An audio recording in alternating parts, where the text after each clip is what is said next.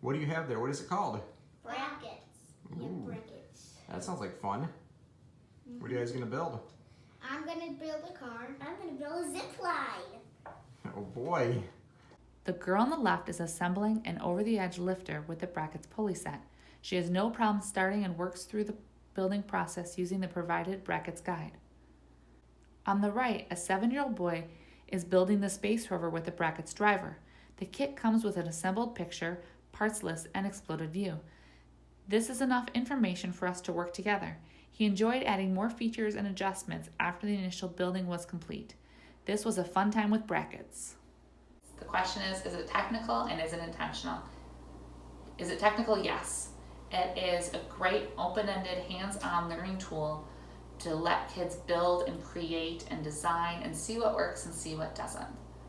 There are no tools required. Here it is, go build something. Is it intentional?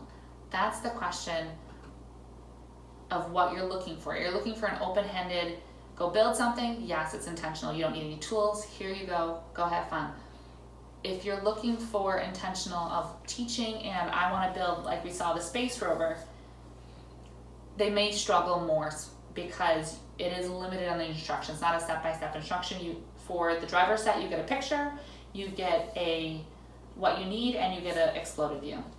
That's it, not a step-by-step. It's even less information on the pulley kit. Again, pulleys, great to know, great to understand, a little more difficult. However, there's not a step-by-step instruction of how do I go and build.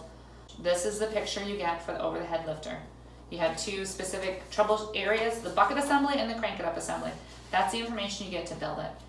So is it intentional? It depends on the child. If they're a rule follower and need step-by-step instructions, it may not be the best fit. However, if you want an open-ended play, let's have some pieces and see what you build, it's a great product. Thank you. This is Angela with Technically Intentional.